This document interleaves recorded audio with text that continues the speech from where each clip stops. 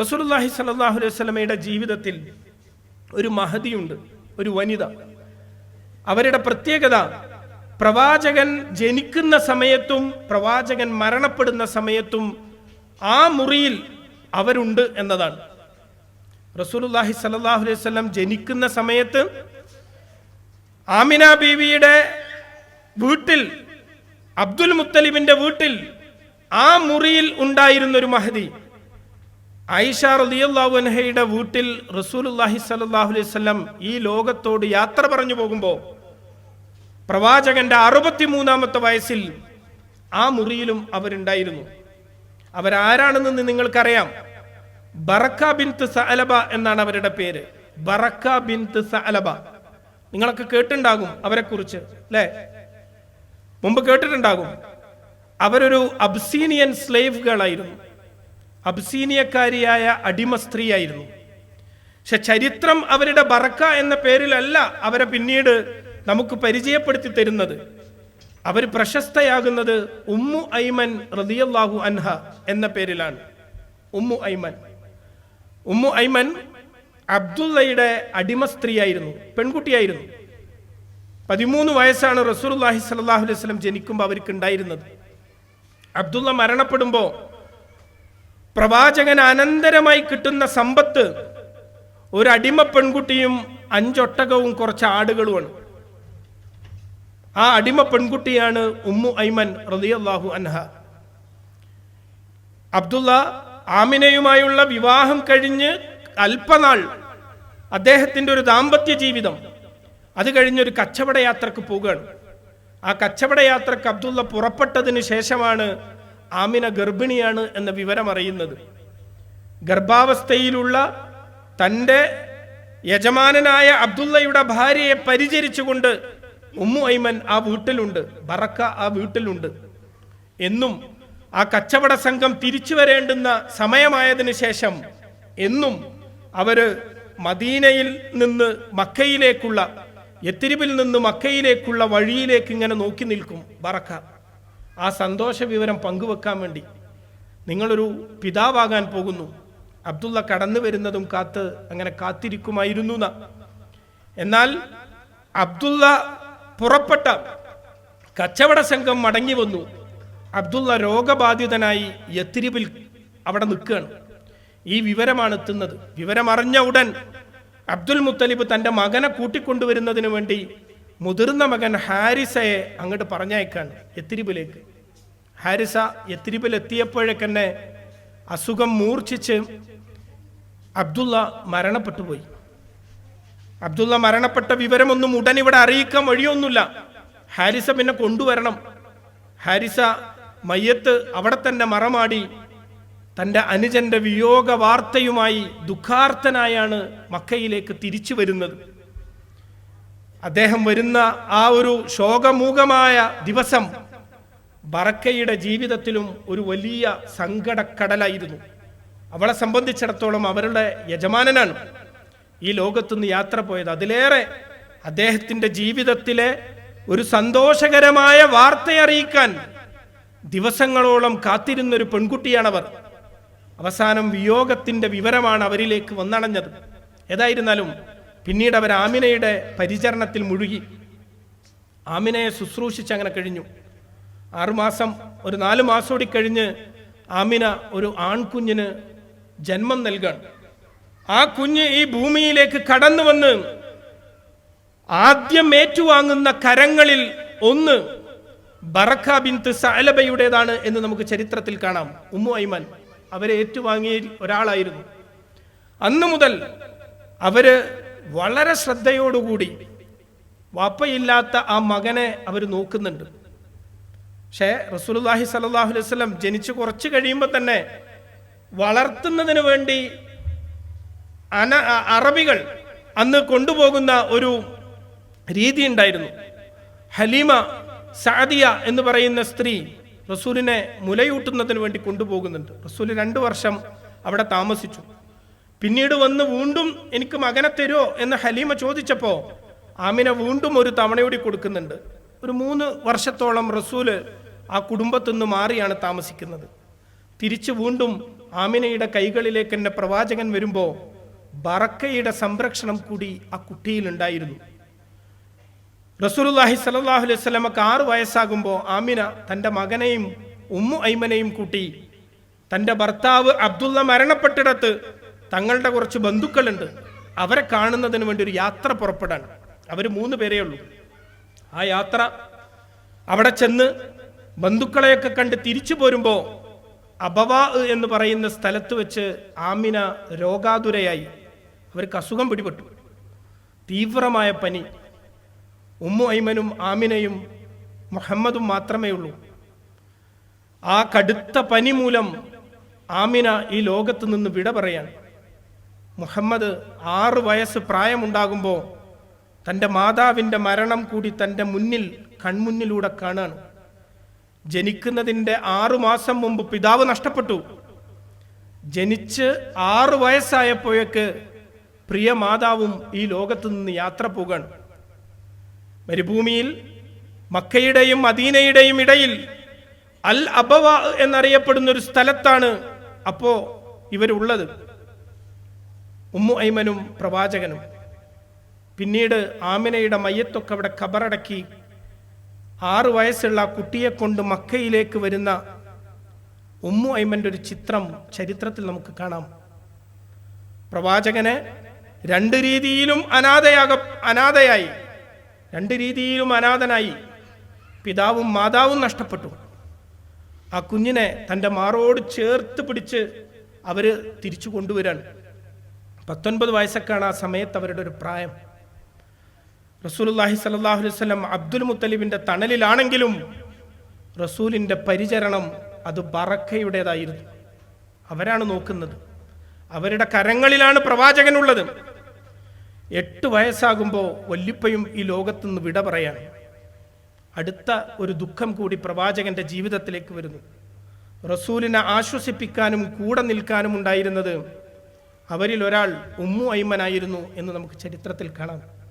നിങ്ങൾ നോക്കൂ, ചരിത്രത്തിൽ പ്രവാചകന്റെ ജീവിതത്തിലെ വലിയ വേദനകളിലൊക്കെ, റസൂലിന്റെ ജീവിതത്തിലെ വലിയ വേദനകളിലൊക്കെ ഈ സ്ത്രീയെ നമുക്ക് കാണാം. ഈ മഹദി അവിടെ ഉണ്ട്, റസൂലിനൊപ്പം അവരുണ്ട്. റസൂലിന്റെ കൂടെ ആശ്വസിപ്പിച്ചൊരു തണലായി, ഒരു സാന്ത്വനമായി, ഒരു തണൽ വൃക്ഷമായി അവരെ നമുക്ക് ചരിത്രത്തിൽ കാണാം. അബ്ദുൽ മുത്തലിബിന്റെ മരണത്തിന് ശേഷം അബൂ താലിബ് പ്രവാചകന്റെ സംരക്ഷണം ഏറ്റെടുക്കുന്നു. അബൂ താലിബ് വളരെ പ്രയാസപ്പെടുന്ന ഒരു കുടുംബമാണ്. ആ കുടുംബത്തിലും പ്രവാചകന്റെ കാര്യങ്ങൾ എന്നും ഇടപെട്ടു നോക്കാൻ, മുഹമ്മദിന്റെ കാര്യങ്ങളിൽ ശ്രദ്ധിക്കുന്ന ഒരാളായിരുന്നു ബറക്ക ബിൻത്ത് സഅലബ എന്ന ഉമ്മു ഐമൻ റളിയല്ലാഹു അൻഹ എന്ന് നമുക്ക് ചരിത്രത്തിൽ കാണാം. അബൂ താലിബ് അവരുടെ ഭാര്യ ഫാത്തിമ ബിൻത്ത് അസദ് റളിയല്ലാഹു അൻഹ തുടക്കത്തിൽ ഇസ്ലാം സ്വീകരിച്ച ഒരാളാണ്. ആദ്യകാലത്ത് ഇസ്ലാമിലേക്ക് വന്ന ഒരാളാണ്. അബൂ താലിബ് ഇസ്ലാം സ്വീകരിച്ചിട്ടില്ല, പക്ഷെ അദ്ദേഹത്തിന്റെ ഭാര്യ ഇസ്ലാം സ്വീകരിച്ചിട്ടുണ്ട്. ആ ഭാര്യയെ ഇസ്ലാം സ്വീകരിക്കുന്നതിൽ നിന്ന് തടയുകയോ ഇസ്ലാം സ്വീകരിച്ചതിന്റെ പേരിൽ ഏതെങ്കിലും രീതിയിൽ ആക്ഷേപിക്കുകയോ പ്രയാസപ്പെടുത്തുകയോ ചെയ്തിട്ടില്ല അബൂ താലിബ്. ഭാര്യയ്ക്ക് അതിനുള്ള സ്വാതന്ത്ര്യം അനുവദിച്ചിട്ടുണ്ടായിരുന്നു. ഭാര്യ മാത്രമല്ല, അദ്ദേഹത്തിന്റെ മക്കളും ഇസ്ലാം സ്വീകരിച്ചിട്ടുണ്ട്. അലി, ജാഫർ, ഇവരൊക്കെ ഇസ്ലാമിലേക്ക് വന്നവരാണ്. തുടക്കത്തിൽ തന്നെ ഇസ്ലാമിലേക്ക് വന്നവരാണ് ഇവരൊക്കെ. ആ ഫാത്തിമ ബിൻത്ത് അസദ് റളിയല്ലാഹു അൻഹയുടെ കയ്യിൽ പ്രവാചകൻ എത്തിയതിനു ശേഷവും തൻ്റെതായ ഒരു പരിചരണവും നോട്ടവും ബറക്കയുടേതായി പ്രവാചകന്റെ മേലുണ്ടായിരുന്നു. ഈ ഫാത്തിമ ബിൻത്ത് അസദ് റളിയല്ലാഹു അൻഹ റസൂലിന്റെ ജീവിതത്തിലെ വളരെ പ്രധാനപ്പെട്ട ഒരു വനിതയാണ് കേട്ടോ. റസൂല് അവരെ വളരെയേറെ ഇഷ്ടപ്പെട്ടിട്ടുണ്ടായിരുന്നു. കാരണം റസൂലിനെ തൻ്റെ മക്കളെക്കാൾ ശ്രദ്ധിച്ച് പരിപാലിച്ചു വന്ന ഒരാളായിരുന്നു ഇവര്. അതുകൊണ്ട് തന്നെ ഇവര് മരിക്കുന്നത് മദീനയിലാണ്. ഹിജറ പോയി മദീനയിലാണ് മരിക്കുന്നത്. മരിച്ചപ്പോ റസൂല് തൻ്റെ വസ്ത്രമഴിച്ച് അവരുടെ മുഖത്തിങ്ങനെ ഇടുന്നുണ്ട്, അവരുടെ മേലെ ഒരാദര സൂചകമായി. അവരുടെ മയ്യത്ത് ഖബറിലേക്ക് ഇറക്കി വെക്കുന്നതിന് വേണ്ടി ഖബറിലേക്ക് ഇറങ്ങി നിന്നത് പ്രവാചകനായിരുന്നു. റസൂലുള്ളാഹി സ്വല്ലല്ലാഹു അലൈഹി വസല്ലമാണ് അവരുടെ മയ്യത്ത് ഏറ്റുവാങ്ങിയിട്ട് ഖബറിലേക്ക് ഇറക്കി വെച്ചത്. പ്രവാചകൻ അവരത്രയും ഇഷ്ടമായിരുന്നു. അവരാ രൂപത്തിൽ റസൂലിനെ സംരക്ഷിച്ചു വന്നു. അതുകൊണ്ടാണ് ബറക്ക പിന്നീട് 25 വയസ്സിൽ പ്രവാചകന്റെ ജീവിതത്തിലേക്ക് ഖദീജ ബിൻത് ഖുവൈലിദ് റളിയല്ലാഹു അൻഹ കടന്നു വരുന്നതുവരെ പ്രവാചകന്റെ സംരക്ഷണത്തിൽ എപ്പോഴും അതീവ ശ്രദ്ധയോടുകൂടി നിന്നിരുന്ന ഒരാളാണ് ഉമ്മു ഐമൻ റളിയല്ലാഹു അൻഹ. അതുവരെ അവർ വിവാഹം പോലും വേണ്ട എന്ന് വെച്ചു. അവരുടെ വിവാഹം പോലും വേണ്ട എന്നവർ വെച്ചു. പ്രവാചകൻ 25 വയസ്സാകുമ്പോൾ അവർക്കൊരു 38-39 വയസ്സായിരിക്കും. തൻ്റെ ജീവിതത്തിലെ എല്ലാ സുഖങ്ങളെയും മാറ്റി നിർത്തി ഇണയും തുണയുമില്ലാതെ മുഹമ്മദ് എന്ന തൻ്റെ യജമാനൻ അനാഥമായി ഈ ഭൂമിയിൽ വിട്ടയച്ചു പോയ ഒരു ബാലൻ, ആ കുട്ടിക്ക് വേണ്ടി തൻ്റെ ജീവിതം ഒഴിഞ്ഞു വെച്ചു ആ സ്ത്രീ. അവര് ഖദീജ ബിൻത് ഖുവൈലിദ് റളിയല്ലാഹു അൻഹ പ്രവാചകന്റെ ജീവിതത്തിലേക്ക് വന്നതിന് ശേഷം ഖദീജ റളിയല്ലാഹു അൻഹ നിർബന്ധിച്ച് ഇവരെ വിവാഹം ചെയ്യിക്കാണ്. ഖദീജ റളിയല്ലാഹു അൻഹ, ഞാനുണ്ടല്ലോ ഇനി നിങ്ങളുടേതായ ഒരു ജീവിതം വേണം. അങ്ങനെയാണ് അവരൊരു വിവാഹത്തിലേക്ക് പോകുന്നത്. പിന്നീട് വിവാഹം കഴിഞ്ഞിട്ട് വേറൊരു വീടൊക്കെയായി വേറെ താമസിച്ചിരുന്നെങ്കിലും അവര് എല്ലാ ദിവസവും നബിൻ്റെ അടുക്കൽ വരും. നബിയുടെ സുഖവിവരങ്ങൾ ചോദിക്കും. പ്രവാചകന്റെ കാര്യങ്ങളിൽ കൂടെ ഉണ്ടാവും. ഇസ്ലാമിക പ്രബോധന പ്രവർത്തനങ്ങൾ പ്രവാചകൻ ആരംഭിച്ചപ്പോഴും പ്രവാചകനോടൊപ്പം തുടക്കത്തിൽ അണിനിരന്ന ഒരു വനിതയായിരുന്നു അവര്. ആദ്യത്തിൽ തന്നെ അവരും വന്നു പ്രവാചകനോടൊപ്പം. കാരണം അവർക്കറിയാം അള്ളാന്റെ റസൂലിനെ പ്രവാചകൻ കൊണ്ടുവരുന്നത് ഒരു വ്യാജമായിരിക്കില്ല, സത്യമായതിൽ മാത്രമേ അദ്ദേഹം ഉണ്ടായിരിക്കുകയുള്ളൂ എന്നവർക്കറിയാം. അതുകൊണ്ട് അവരതിൽ അടിയുറച്ചു വിശ്വസിച്ചു പ്രവാചകനോടൊപ്പം. പിന്നീട് റസൂലുള്ളാഹി സ്വല്ലല്ലാഹു അലൈഹി വസല്ലമയുടെ ജീവിതത്തിൽ ഖദീജ റളിയല്ലാഹു അൻഹയും അബൂ ത്വാലിബും മരണപ്പെടുന്ന ഒരു വർഷമുണ്ട്. നബിക്ക് ഏറ്റവും പ്രിയപ്പെട്ട 2 ആളുകൾ. ചരിത്രത്തിൽ അത് ദുഃഖത്തിന്റെ വർഷം എന്നാണ് അറിയപ്പെടുന്നത്. ആ 2 ആളുകൾ മരണപ്പെട്ടപ്പോഴും പ്രവാചകൻ ആശ്വസിപ്പിക്കാൻ റസൂലിന്റെ കൂടെ നമുക്ക് ബറക്കയെ കാണാം. നിങ്ങൾ നോക്കൂ, പ്രവാചകന്റെ ജീവിതത്തിലെ എല്ലാ സങ്കടങ്ങളിലും റസൂലിനോടൊപ്പം അവരുണ്ട്. അതുകൊണ്ട് തന്നെയാണ് റസൂലുള്ളാഹി സ്വല്ലല്ലാഹു അലൈഹി വസല്ലം ഒരിക്കൽ സെയ്ദ് ബിൻ ഹാരിസ റളിയല്ലാഹു അൻഹുവിനോട് പറഞ്ഞു, സെയ്ദേ, സ്വർഗസ്ഥയായ ഒരു സ്ത്രീയെ താങ്കൾക്ക് ഞാൻ വിവാഹം അന്വേഷിക്കട്ടെയോ എന്ന് ചോദിച്ചു. സ്വർഗീയ ആരാമങ്ങളിൽ ജീവിക്കാൻ ഭാഗ്യമുള്ള ഒരു സ്ത്രീയെ ഞാൻ നിനക്ക് വിവാഹം അന്വേഷിക്കട്ടെയോ? ആരാണ് സെയ്ദ് ബിൻ ഹാരിസ? റസൂലുള്ളാഹി സ്വല്ലല്ലാഹു അലൈഹി വസല്ലം എടുത്തു വളർത്തിയ പ്രവാചകന്റെ പോറ്റുമകനാണ്. റസൂലിന് സെയ്ദ് ബിൻ ഹാരിസയെ ലഭിക്കുന്നത് എങ്ങനെയാ? സെയ്ദ് ബിൻ ഹാരിസ റളിയല്ലാഹു അൻഹുവിന്റെ ഗോത്രത്തെ കൊള്ളക്കാർ വന്ന് ആക്രമിച്ച് സമ്പത്ത് കൊള്ളയടിച്ച് അതിലെ കുട്ടികളെ പിടികൂടി അടിമച്ചന്തയിൽ കൊണ്ടുവന്ന് വിറ്റു. അടിമച്ചന്തയിൽ ഇങ്ങനെ കുട്ടികളെ വിൽക്കാൻ വെച്ചെടുത്ത് ഹക്കീം ബിൻ ഹുസാം എന്ന് പറയുന്ന റളിയല്ലാഹു അൻഹു, അദ്ദേഹം പിന്നീട് ഇസ്ലാം സ്വീകരിച്ചിട്ടുണ്ട്. ഹക്കീം ബിൻ ഹുസാം റളിയല്ലാഹു അൻഹു ആ അടിമച്ചന്തയിൽ വന്ന് ഈ കുട്ടിയെ വിലക്ക് വാങ്ങിക്കൊണ്ടുകാണ് സെയ്ദ് ബിൻ ഹാരിസയെ. അവർ ഖദീജ റളിയല്ലാഹു അൻഹയുടെ ഒരു അമ്മാവനാണ്. ഖദീജ റളിയല്ലാഹു അൻഹ ഈ അമ്മാവന്റെ വീട്ടിൽ ഒരിക്കൽ വിരുന്നിന് പോയപ്പോ അവിടെ ഇങ്ങനെ വളരെ ചുറുചുറുക്കുള്ള ഒരു കുട്ടിയെ കണ്ടപ്പോ ഖദീജ റളിയല്ലാഹു അൻഹ അമ്മാവനോട് ചോദിച്ചു, ആ കുട്ടിയെ എനിക്ക് തരുമെന്ന് ചോദിച്ചു. അപ്പൊ അമ്മാവൻ ഹക്കീം ബിൻ ഹുസാം റളിയല്ലാഹു അൻഹു ഖദീജ റളിയല്ലാഹു അൻഹക്ക് ആ കുട്ടിയെ കൊടുക്കാൻ. ഖദീജ തൻ്റെ വീട്ടിലേക്ക് കൊണ്ടുവരും സെയ്ദ് ബിൻ ഹാരിസയെ. ഖദീജയോടൊപ്പം ഇങ്ങനെ ജീവിച്ചു വരുന്ന അല്ലെങ്കിൽ അവിടെ ജീവിച്ചു കൊണ്ടിരിക്കുന്ന സമയത്താണ് റസൂലുള്ളാഹി സ്വല്ലല്ലാഹു അലൈഹി വസല്ലമയുടെ വിവാഹ അന്വേഷണം വരുന്നത്. ഖദീജ റളിയല്ലാഹു അൻഹ റസൂലിനെ വിവാഹം അന്വേഷിക്കുന്നത്. വിവാഹം ഉറപ്പിച്ചു, അത് യാഥാർത്ഥ്യമാകാൻ പോകുകയാണ്. അപ്പൊ ഖദീജ റളിയല്ലാഹു അൻഹ അങ്ങനെ ആലോചിച്ചു, എൻ്റെ ഭർത്താവിന് ഞാൻ എന്താണ് ഒരു സമ്മാനം കൊടുക്കുക? പ്രിയപ്പെട്ട എന്തെങ്കിലും ഒന്ന് സമ്മാനം കൊടുക്കണം. അവരുടെ മനസ്സിലേക്ക് ആദ്യം വന്നത് സെയ്ദ് ബിൻ ഹാരിസയായിരുന്നു. ആദ്യം അവർക്ക് ഏറ്റവും പ്രിയപ്പെട്ട അവരുടെ ഒരു അടിമ റസൂലിനെ വിവാഹ സമയത്ത് സമ്മാനമായിട്ട് കൊടുക്കുകയാണ്. അങ്ങനെയാണ് പ്രവാചകന് സെയ്ദ് ബിൻ ഹാരിസ റളിയല്ലാഹു അൻഹുവിനെ ലഭിക്കുന്നത്. പിന്നീടുള്ള ചരിത്രം നിങ്ങൾക്കറിയാം. ആളുകൾ തെറ്റിദ്ധരിച്ചു, ഇത് റസൂലിന്റെ മകനാണെന്ന് തെറ്റിദ്ധരിച്ചു. ആൾക്കാർ വിളിക്കാൻ തുടങ്ങി, സെയ്ദ് ബിൻ മുഹമ്മദ് എന്ന് വിളിക്കാൻ തുടങ്ങി. റസൂൽ അദ്ദേഹത്തെ എപ്പോഴും വിളിക്കാറുള്ള പേര് ഹിബ് എന്ന, എൻ്റെ ഇഷ്ടമേന്ന്. ഹിബ് എന്ന് പറഞ്ഞാൽ ഇഷ്ടം എന്നാ. യാ ഹിബ് എന്ന റസൂൽ വിളിക്കാം സെയ്ദിനെ. വിശുദ്ധ ഖുർആനിൽ പേര് പരാമർശിക്കപ്പെട്ട ഏക സ്വഹാബിയാണ്. റസൂലുള്ളാഹി സ്വല്ലല്ലാഹു അലൈഹി വസല്ലമയുടെ ലക്ഷക്കണക്കിന് അനുചരന്മാരിൽ വിശുദ്ധ ഖുർആനിൽ പേര് പരാമർശിക്കപ്പെട്ട ഒരേ ഒരു വ്യക്തിയെ ചരിത്രത്തിലുള്ളൂ. അത് സെയ്ദ് ബിൻ ഹാരിസ റളിയല്ലാഹു അൻഹു ആണ്. വിശുദ്ധ ഖുർആൻ സൂറ അഹ്സാബിൽ അത് പറഞ്ഞു, നിങ്ങൾ മക്കളെ വളർത്തച്ഛനിലേക്ക് ചേർത്ത് വിളിക്കരുത്, അവരുടെ ഉപ്പമാരിലേക്ക് ചേർത്ത് വിളിക്കണം. സെയ്ദ് ബിൻ മുഹമ്മദ് എന്ന് വിളിക്കരുത്, നിങ്ങൾ സെയ്ദ് ബിൻ ഹാരിസ എന്ന് തന്നെയാണ് വിളിക്കേണ്ടത്. അവിടെ അല്ല ഖുർആൻ ആ പേര് പറഞ്ഞത് കേട്ടോ. പക്ഷേ സൂറ അഹ്സാബിന്റെ തുടക്കത്തിൽ ഈ സംഭവമാണ് പറയുന്നത്. പേര് പറയുന്നത് അദ്ദേഹത്തിന്റെ വിവാഹവുമായി ബന്ധപ്പെട്ടൊരു പ്രശ്നമാണ്. സെയ്ദ് ബിൻ ഹാരിസ റളിയല്ലാഹു അൻഹു നേരത്തെ വിവാഹം കഴിച്ച സൈനബ് ബിൻത് ജഹ്ഷ് റളിയല്ലാഹു അൻഹ അവർ തമ്മിൽ ഒത്തുപോകാതെ വന്നപ്പോൾ ആ വിവാഹം ഒഴിവായി പോവുകയും പിന്നീട് ഈ സൈനബ റളിയല്ലാഹു അൻഹയെ റസൂലുള്ളാഹി സ്വല്ലല്ലാഹു അലൈഹി വസല്ലം വിവാഹം കഴിക്കുകയും ചെയ്തു. അത് ചില നിയമങ്ങൾ അള്ളാഹു പഠിപ്പിക്കുന്നതിന് വേണ്ടിയും ചില കാര്യങ്ങൾക്കൊക്കെ വേണ്ടിയായിരുന്നു. റസൂലിന്റെ വിവാഹങ്ങളൊക്കെ അങ്ങനെയാണല്ലോ. അവിടെയാണ് ആ പേര് വന്നത്.